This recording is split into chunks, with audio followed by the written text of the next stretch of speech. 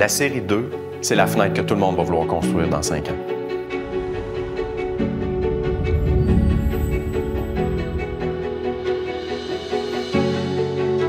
J'ai réalisé en arrivant dans l'industrie qu'il y avait 2 mondes. Il y a le monde du PVC, puis il y a le monde de l'aluminium.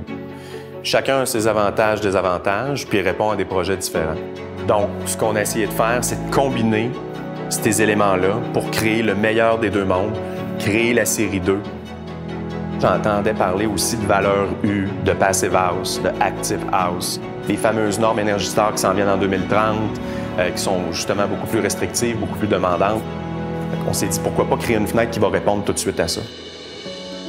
C'est un défi intéressant. Il n'y a pas vraiment d'entreprise qui avait le guts d'aller aussi loin que ça.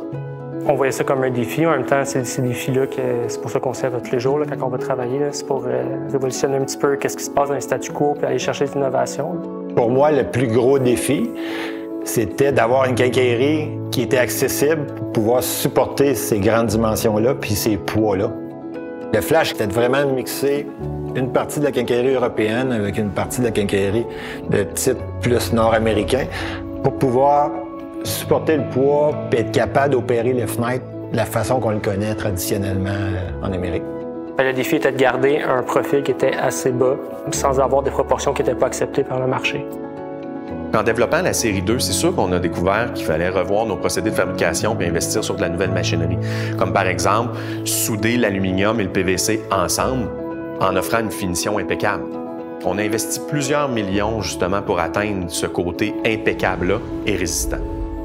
Il y a plusieurs niveaux de certification et en se disant, si on atteint le top, on va être capable, avec ce produit-là, de pouvoir répondre à tous les autres projets. Donc on s'est dit, on veut atteindre cette norme-là parce que ça va être un gage de durabilité supplémentaire qu'on va rajouter à la série 2. C'est des tests qui sont tellement difficiles, tellement forts sur la fenêtre, qui va nous permettre de s'assurer que cette fenêtre-là va durer dans le temps et qu'il n'y aura pas de problème à très long terme avec cette fenêtre-là. Si j'achète des fenêtres qui ont été créées il y a 30 ans, est-ce que le climat de 30 ans s'applique à aujourd'hui? Je ne penserais pas. Il va falloir que nos bâtiments soient plus performants, justement pour offrir un meilleur côté éco-énergétique. Ça, c'est pas juste la valeur d'isolation, mais c'est le côté recyclé-recyclable aussi. Il faut être capable qu'en fin de vie, le matériau puisse être réutilisé, réduire son empreinte carbone, savoir que ça répond à un besoin puis ça va amener les produits de la fenestration à un autre niveau. C'est une source de fierté, c'est certain.